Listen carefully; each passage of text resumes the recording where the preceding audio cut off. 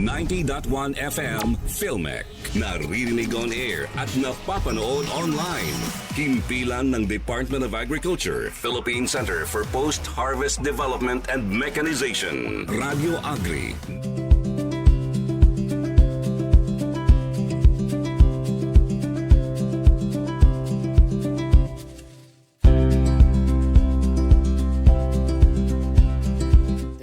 And opinions expressed in this program are those of the individuals involved and do not necessarily reflect the official policy or position of Radio Agri 90.1 FM management.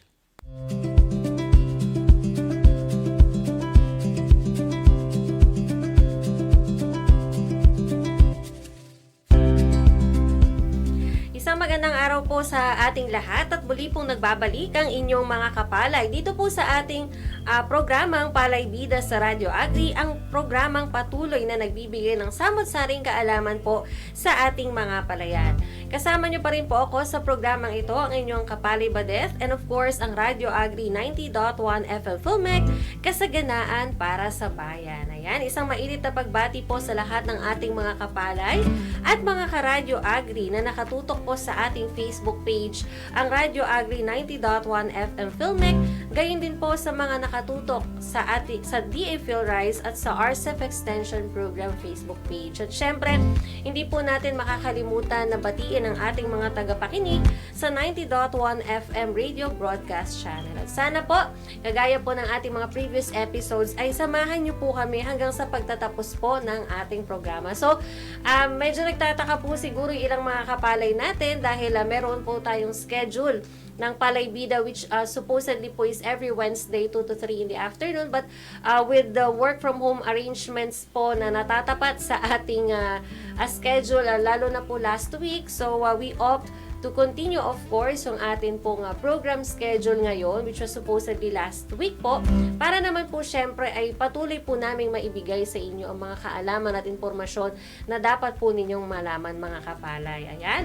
So para naman po sa ating topic recap, sa atin pong nakaraang episode last week ay nakapanayan po natin si Kapalay Julia Trillion.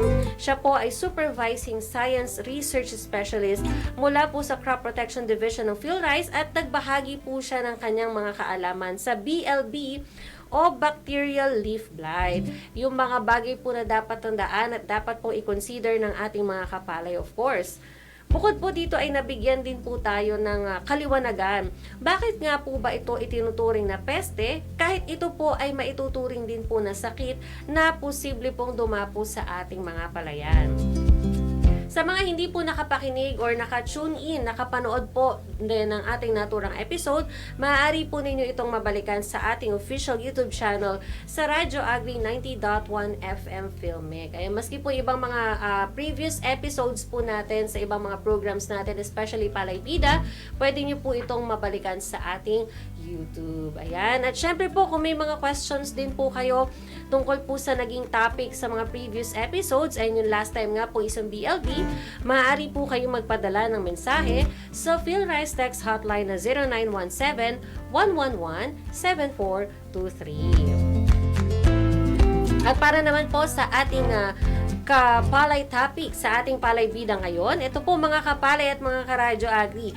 Bagamat tuloy-tuloy po ang mga pag-ulan ngayon, halos 3 weeks or more than 3 weeks na talagang straight hindi po natin nakita yung haring araw, at bagamat medyo nagpakita na po in the previous days, but still mas madalas pa rin po yung na-experience natin na pag-ulan. Pero ito, ayon po sa assessment nga ng Philippine Atmospheric, Geophysical and Astronomical Services Administration o PAGASA, ang Super El Nino na nagsimula na po ngayon ay posible pa pong umabot hanggang sa unang bahagi ng 2027. Ayan, yes, we are somehow experiencing po ang El Nino. Kaya po may ibang mga areas din sa ating bansa na sobra or sulfur, sabi nga po ng mga Gen Z, sulfur dofer, ang init po na kanilang nararanasan. At syempre po, kung kayo po ay laging nakasubaybay sa ating programa, sa atin pong mga nagdaang episodes, ay natatalakay na po natin kung papaano po ba dapat paghandaan at pinaghahandaan nga po ng ating mga kapalay ang El Nino at bakit nga po ba nakakaranas pa rin po tayo ng pag-ulan kahit na po meron po tayong tagtuyot na season. At ngayong episode naman po, na ito ay bibigyang diin naman po natin ano po yung epekto ng Super El Nino sa atin pong mga kapalay na rice farmer. Syempre, malalaman po natin ito with our kapalay guest po ngayong araw na si Dr. Jasper Talyada, Supervising Science Research Specialist mula po sa Rice Engineering and Mechanization Division ng PhilRice. Ayan po, magandang araw po kapalay Jasper at welcome po sa ating programang Palay Bida sa Radyo Agri. Bago po tayo magsimula, ayan, batiin po muna ninyo ang ating mga taga-subaybay, ang ating mga listeners and viewers po na nakatutok na po sa ating programa. Magandang po sa lahat sa ating mga kapalay po, no? Magandang araw sa iyo, Badeth. Bagamat maulan pa rin po sa ngayon po, no? Sa nagdaan 3 linggo. Pero kakaiba nga po, no? Sasabi nila meron tayong El Nino. Yes, diba? po. Parang kakaiba po. Kaya po, tutok po tayong lahat at pakinggan niyo po kami sa aming talakayan tungkol sa El Nino. Ayan, maraming salamat po kapalay Jasper at sana po ay maging daan nga po itong ating kwentuhan para po mas ma-enlighten po ang ating mga rice farmers at maging daan po ito para malaman nila paano sila mas makakapag-prepare. Lalo nga po, Super El Nino nga po yung pinag-uusapan or pag-uusapan nga po natin ngayon. Eto po, direct na po ako agad sa aking first question kapalay Jasper. Sa inyo pong palagay and of course based on your expertise po and observation, ano po ba ang epekto ng El Nino sa atin pong mga kapalay na mga rice farmers? Alam niyo po ba, ang El Nino ay iba-iba po epekto nito sa buong mundo, no? May mga bansa na nakakaranas ng malakas na pag-ulan. Pero dito po sa Pilipinas, ang El Nino ay nagdudulot ng mas mababang dating ng pag-uulan naman po. Sa lingwahe po ng pag-asa, ito yung tinatawag nating meteorological drought. Okay. Kung saan mas mababa po ang level ng pag-uulan kumpara sa pangkaraniwan or average monthly rainfall. Ngayon po, kung mababa po ang pag-uulan, siyempre po, ang ibig sabihin noon ay nauwi ito sa pagkatuyot ng ating mga kalupaan. Yes. At kung tuyo pong kalupaan, pati na rin po ating mga sakahan, ito yung tinatawag nating agricultural drought. Naku po, lalo na sa mga halaman natin, sa crops natin tulad ng palay na matakaw po sa tubig. Yes. Medyo mahihirapan po sila.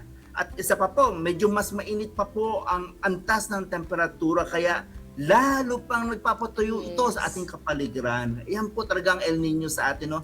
In fact, hindi lang po Super El Nino ang tawag nila sa darating na El Nino. Tawag pa nga nila dito ay Godzilla El Nino. Oh. So, Po, mas intense po, parang mas intense po yun kesa dun sa Super El Actually, Nino. hindi nila alam dahil bago po lang itong pangyayaring ito, itong gitong ka-level ng El Nino. Kaya di talaga malaman ng mga eksperto ano talaga magiging impact ng darating na El Nino.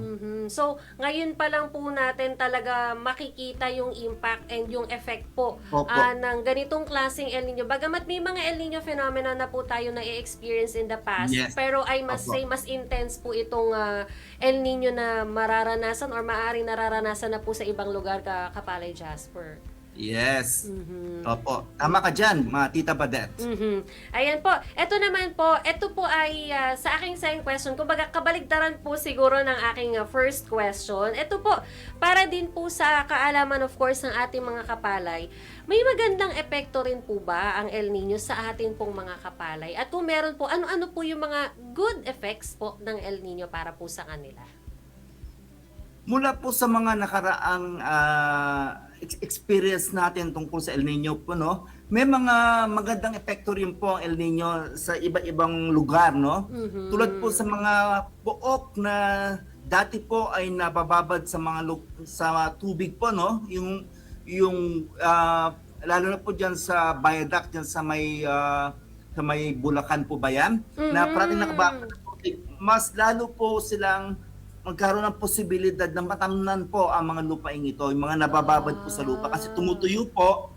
Ibig sabihin, tumataas ang chance na sila ay matamnan ng iba-ibang halaman. Yes. Tapos sa bandang Isabela naman, sa bandang norte po, tataas po kasi ang tingkad ng araw, ang radiation kung tawagin po natin. Kaya ang magandang epekto po ng El Nino ay tumataas po ang kanilang ani. Tumataas ang ani nila dahil masyadong mataas ang kanilang solar radiation. So maraming naiko-convert na pagkain ng halaman at nagiging butil po ng palay. Kaya tumataas po yung ating ani sa mga lugar na ito. Okay. Kumbaga, mas madami po silang pagkain, kumbaga. And for the areas na madalas binabaha dahil nga po mas mataas ang presence ng water. So kapag El Nino po, kahit pa paano ay nalelesen yun, bukod po sa syempre, hindi na masyadong babahain, ay kumbaga mas nababalanse na po yung level ng init at saka po ng presence ng water. Exactly. Opo. So it's another, kumbaga parang another perspective din po ito. No? Maganda po itong na-highlight yun na to. Another perspective po siya na somehow, sa mga areas po na madalas binabaha or madalas nakaka-experience ng malakas na pagulan, may kainaman po ang epekto ng naturang phenomenon po na to, lalo sa mga areas na yon. Ito po, sa susunod ko naman po na question, ito po ay, kumbaga, in the previous episodes po ay nadidiscuss na po yung pagpili ng matibay na variety. Lalo na po sa ating phenomenon na ngayon. Bukod po sa tamang pagpili ng variety, ano pa po ba yung mga preparations o paghahanda na dapat gawin ng ating mga kapalay bago pa man po ma-experience o umabot yung matinding epekto po ng El Nino? Ito po ay madalas na suggestion po, no? Kung may pagkakataon po ay gumawa tayo ng imbakan ng tubig tulad ng small water impounding ponds, magana po, or projects po, no? Para po tulad sa panahon ngayon na meron po tayong habagat, pwede po tayong mangolekta po sana ng tubig ulan, no? Alam niyo po ba yung mga nananalo sa Gawad Saka, yung mga rice farmers natin? Most of them po, meron silang maliit na fish pond sa kanilang kalupan at yun ang pinagkukunan po nila ng tubig.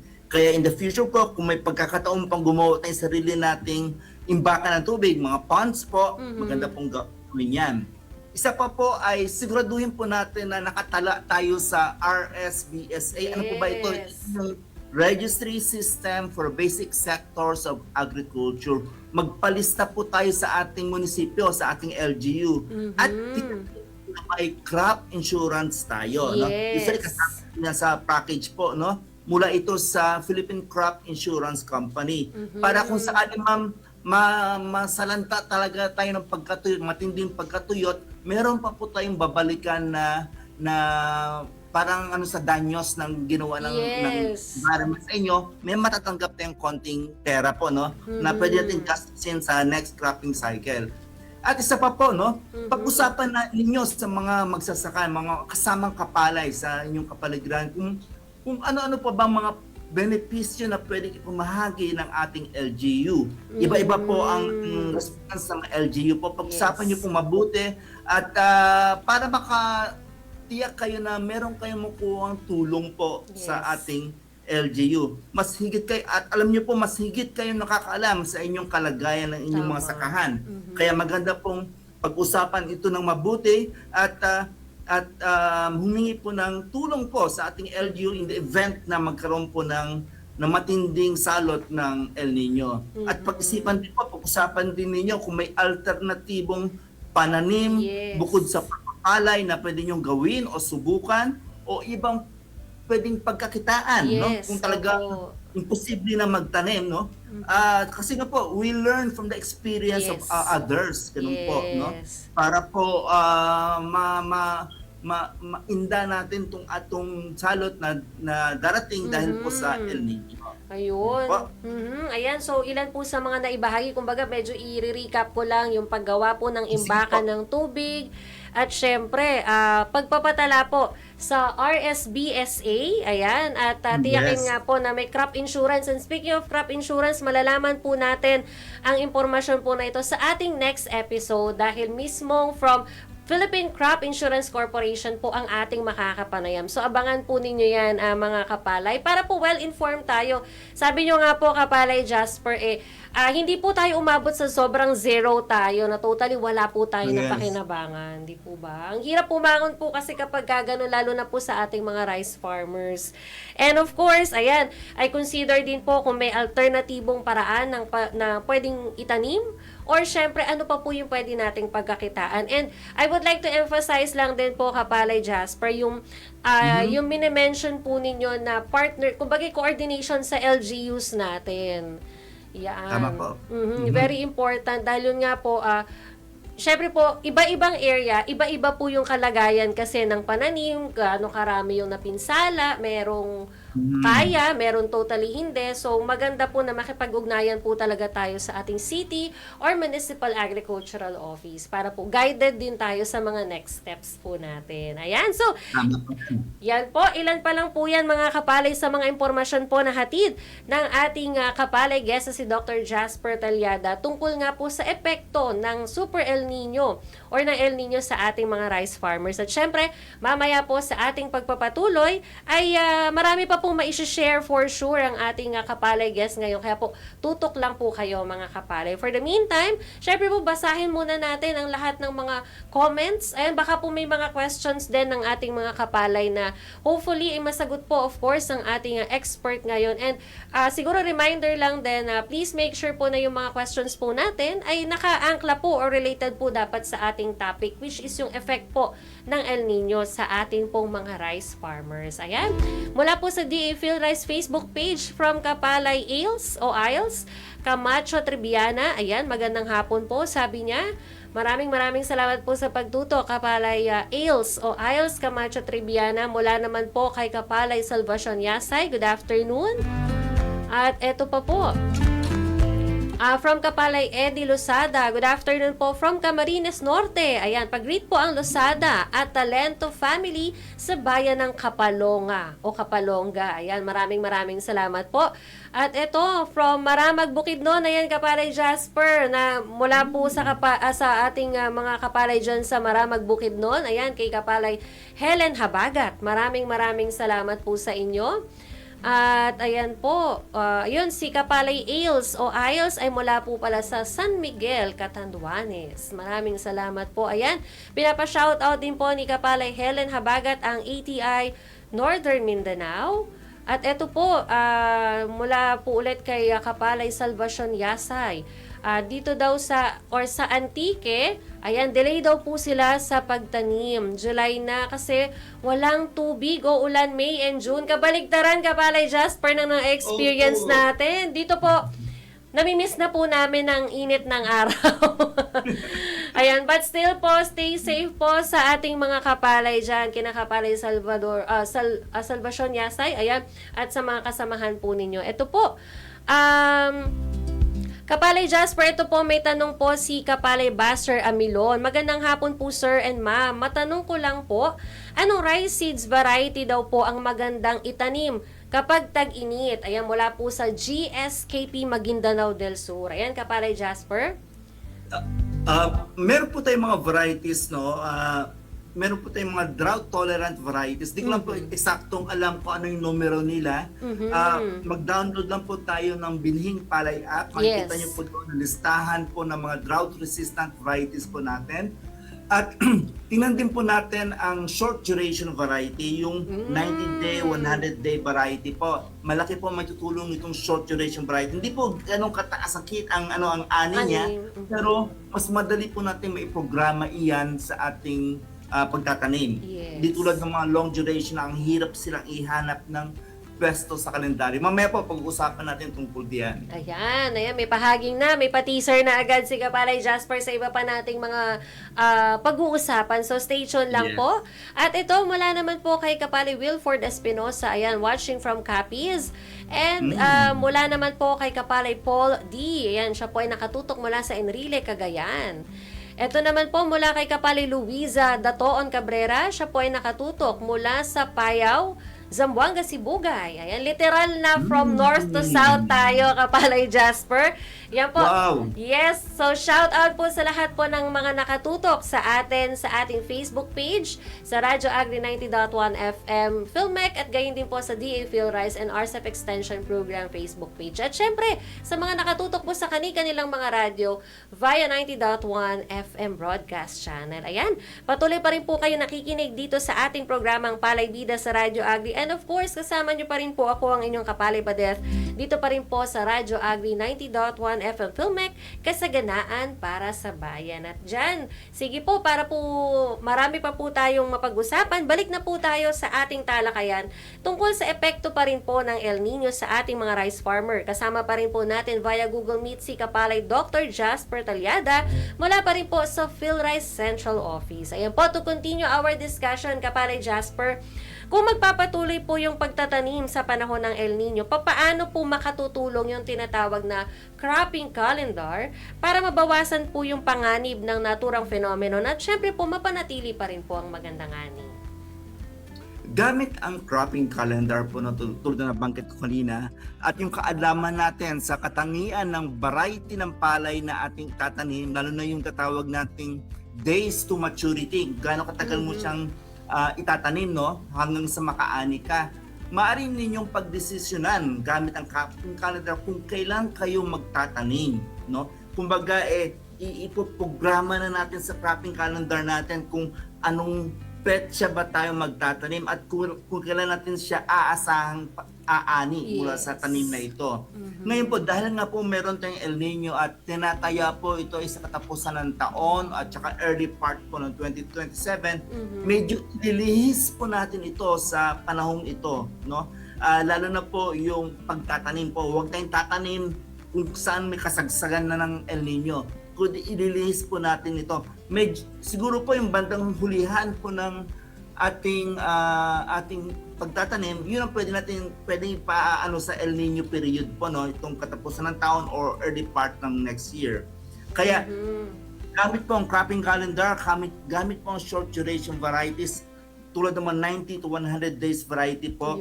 Ay may plano natin ito ng mabuti, no, sa gamit ng cropping calendar. Ganyan po, Tita Badet. Yan, maraming salamat po doon. Ayan, yung short duration varieties, ayan, 90 to 100 days po, mga kapalay. Ito po, ano-ano pa po yung mga maire-recommenda nyo pa pong diskarte o paraan ng ating mga rice farmers upang makapaghanda po ang ating mga kapalay? Ito po, bago dumating naman ang El Nino, ano po yung mga pwede nilang gawin, Kapalay Jasper? Tulad ng nasabi ko kanina, no, maganda sana yung magkaroon tayo ng small water impounding structures po, yung mga maliliit na ponds, no, water ponds po, no. Pero medyo siguro mahirap na po sa panahong ito, no, gumawa pa o humabol pa para masalo man lang natin itong malalakas na ulan na naranasan. Kung kayo po ay taga dito sa Luzon area po, no, Luzon Island, yan posible po. Alam niyo ba, nanggaling nga, tama po si Tita Badet, no, yung reaction kanina ng ating kapalay na sa Mindanao tsaka sa Visayas po, mainit. Kagagaling ko lang po doon, itong nagdaang 2 linggo sa Davao tsaka sa Cebu. Napakainit po, napaka-maaraw po doon. Pero samantala dito po sa Central Luzon po, medyo walang katapusan po yata ang pag-uulan dito. Ngayon po, bukod sa pagkaroon po sa small water impounding structures, pwede pong madagdagan natin ang paggamit ng organikong pataba po, yung tatawag nila natin compost or organic fertilizer po. Okay. Kasi itong organic fertilizers po ay pwede niyang dagdagan yung kapasidad ng ating lupa na mag-absorb pa ng maraming tubig, mag-hold po ng maraming tubig. Kaya mas marami pong nai-impact sa ating kalupaan pag gumamit tayo ng organic materials, organic compost po. Minsan po, pati paglagay ng CRH, yung carbonized rice hull, pwede po makatulong yon.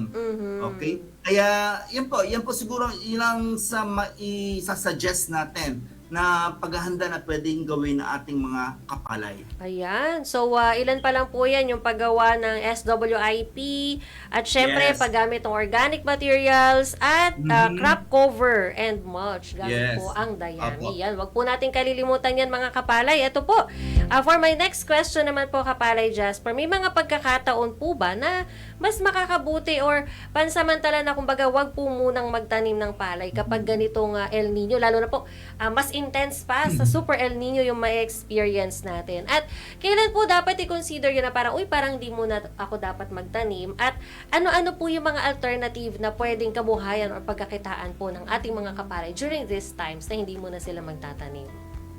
Oo. Alam niyo po mga kapalay, kayo po ang higit na nakakaalam kung ano ang sitwasyon po ng inyong kalupaan, no? Ng inyong taniman doon. Alam niyo ang magiging reaction nito pagka medyo nalilate na po ang dating ng pag-ulan. Kaya kayo talaga po ang makapag-decide base po ito sa sarili ninyong experience at pwede rin kayo magtanong sa iba nating ka-farmers, kapalay, kung ano talaga ang sitwasyon, no? Ano talaga ang dynamics ng weather po sa inyong area po. Ngayon, kung sakali mo di tayo mag-decide o na mag-decide tayo na hindi muna magpapalay, may mga alternatibo na po tayo dito. Yung mga crops o halaman na hindi po matakaw sa tubig. Halimbawa po, mga vegetables po, no? Hindi sila masyadong matakaw sa tubig. Pwede rin tayo mag-mais, pwede tayo mag-soybeans, pwede rin po tayo magmani, no? Ito ay mga crops na hindi po matakaw sa tubig. Isa pang alternatibo natin ay pwede tayong subukan natin mag-livestock po, no? Oh, Tulad yes. di ba po, mag-itik kayo o organic chicken, for example po. Iba po ay nag-aalaga pa ng kuneho, ng mga rabbits. Yes. At siguro po kambing, pero kambing po medyo matagalan po yan. Mga short duration livestock po, pwede nating subukan din po yon. Yes. Di ba, Ayan. Tita Badet? Yes, maraming option lalo na po kapag nasa agri line talaga, nasa agri Yes. industry. Marami pong options. Sabi nga po sa movie, options. Ayan. Ito po, for my next, ito po, last question na. Nako, nakakabitin yung ating discussion. Ito po, ano naman po yung may iwan ninyo na mahalagang paalala or payo po sa ating mga kapalay para po mas mapaghandaan at syempre po mas maging matatag po sila o resilient sa harap po ng El Nino na mararanasan or maaaring nararanasan na po natin. Mm-mm. Tandaan po nating lahat na ang El Nino po ay hindi na bago. Paulit-ulit po nangyayari ito every 2 to 7 years, no? Itong fenomeno ng El Nino. Pero sadyang may mga panahon na matindi ang impact ng El Nino Yes. sa agrikultura. Ang natatandaan ko po noong 1998, Yes po. El Nino 1998, talagang matindi Yes. ang bagsak ng agrikultura Totoo po. nung taong iyon. Mhm. Itong darating na El Nino po ay wala po nakakaalam talaga kung gaano katindi ito. Ito yung tawag nga nila Super El Nino or Godzilla El Nino. Yes. Kaya maganda pong bukod sa paghahanda po natin, no, ng ating kapalayan, ating taniman, siguro din po natin pag-aralan kung ano ang impact nito sa ating kabuhayan, sa ating pagsasaka, ano bang parte ng taniman natin na naapektuhan, yung iba pang farms, kung ano talagang matinding nagkaroon ng matinding pagkakaroon ng drought, no? Pag-aralan po Yes. natin galaw ng weather po and so on. Yes. At ito po ay kung maganda sana kung maisulat ninyo kasi may mga farmers na nagsusulat po talaga kung anong nangyayari sa kanilang farm, ano? At para po sa mga darating pang panahon kasi paulit-ulit po nangyayari ito. Tama. By the time po, mas handa po tayo Yes. sa pinsala na idudulot po ng El Nino. Ayan, Ganun po. maraming salamat. Kumbaga, very practical indeed po yung mga payo or reminders po ninyo, mga paalala po ninyo sa ating mga kapalay na. And syempre po, siguro may dagdag ko na din, Kapalay Jasper, na yung mga younger members po ng ating mga rice farmers, mga anak, Yes. mga pamangkin, mga apo, natulungan po nila yung ating mga ating mga rice farmers na mag-monitor at mag-observe. Marami na po tayong Yes, tama mga po yan. apps, di po ba? Marami na tayong mga technologies. Of course, ang PhilRice po at iba pang mga agencies natin, mga DH-attached agencies and offices na makakatulong po sa ating mga rice farmers. Paano po mas mamamaximize, sabi nga po ni Kapalay Jasper, mag-observe, tingnan po yung impact ng El Nino or Gazilla El Nino sa ating pong mga pananim. And from there, mas makakapag-prepare po tayo. And syempre, coordination pa din po sa ating mga LGUs. Very important po yan. Ayan. So, maraming salamat po, Kapalay Jasper. Ito, may mga ilang pa-shoutout pa po tayo. Mula po kay Kapalay Arlene Patricio Vedasto. Ayan. Siya po ay nakatutok mula sa Altavas, Aklan. Ayan. Hello po sa inyo, sa mga taga-Aklan. At ito po, from Kapalay Salva Eugenio Santiago. Hello, Filmek. Hi, Sir Jasper. Sabi po ni Kapalay Salve. Maraming salamat po. Ito po, may question po si Kapalay Joselito Buendia Escanas. Kailan daw po ba ang intense na El Nino sa taong 2026 at hanggang kailan daw po? Yan. So, nagsisimula na po ang El Nino actually ngayon, Badet, no? Sabi nila, no? Bagamat medyo kakaiba dahil ulan tayo ng ulan dito sa Central Luzon, pero andyan na daw po ang El Nino. Siguro sa Visayas, Mindanao, medyo nararanasan na po nila ang simula ng El Nino. Pero inaasahan po ito sa katapusan ng taon, sa last quarter po siguro ng 2026, at lalampas po ito sa mga first quarter po ng 2027. So yun yung panahon, mga 4 to 6 months po tayong alalay talaga sa magiging epekto po ng El Nino.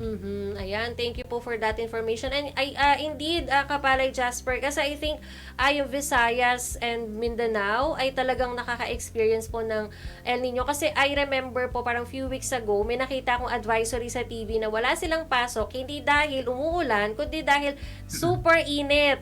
Yun po. I think that was in Surigao po if I'm not mistaken. So yun. Kaya po, shout out po sa ating mga kapalay dyan sa Visayas, Mindanao. Maaaring unfortunately ay na-experience na po nila yung pagsisimula ng Gazilla El Nino. Kaya po, ano lang po tayo, pakatatag, and syempre gawa din po tayo ng efforts natin para po mas mapaghandaan. And for sure sa mga na-share po sa atin ni Kapalay Dr. Jasper Talyada, makakadagdag po sa kaalaman ng ating mga kapalay paano po nila mapaghahandaan itong El Nino. Ayan, thank you po ulit Kapalay Jasper. At ito po, baka po may gusto kayong batiin. Sabi nga po, shout out po sa ating mga kapalay, yung mga office mates po ninyo, your family, your friends po, pwede nyo po silang batiin ngayon. Binabati ko po mga lahat ng ka-PhilRice ko, no?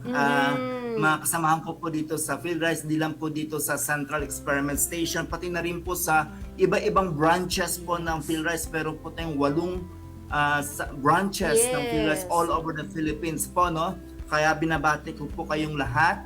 At tandaan ninyo po, ang PhilRice po ay patuloy-tuloy pong gumagawa ng makabagong teknolohiya para matulungan po ang ating mga kapalay farmers, no? At abangan po natin, marami pa pong darating na suporta, teknolohiya na magmumula dito po sa PhilRice. Ayan, maraming salamat po Kapalay Jasper. Sana po hindi po ito yung first and last po nating kwentuhan dahil marami pa po tayo for sure na mapagkukwentuhan po sa mga susunod natin na episodes. Tama ka dyan, opo. Po. Thank you po ulit. Yan, nakasama po natin ang nakakwentuhan si Kapalay Dr. Jasper Talyada mula po sa PhilRice Central Experimental Office. At yan po, sige po, tara na pong mag-proceed po sa ating Palay Tanungan segment. So ang ating pong Palay Tanungan na isa po sa segment ng ating programa na naglalayong marinig ang presensya po ng ating mga radio listeners. Ayan, shout out po ulit sa ating mga tagapakinig ngayon. At syempre, paraan po namin ito upang kayo'y aming makilala. Kaya naman po, ayan, sali na po kayo sa ating Palay Tanungan. At ito po, i-recap lang natin yung ating Palay Tanungan last time. Mula po sa tanong na tama o mali ang bacterial leaf blight ay isang sakit na dulot ng bakterya, kaya ang pinakamabisang paraan ng pagkontrol dito ay paggamit ng resistant varieties, wastong pamamahala ng tubig, pataba at maayos na pag-aalaga po sa pananim. Ayan, ang sagot po dyan ay tama. So, ito naman po ang ating Palay Tanungan ngayong araw.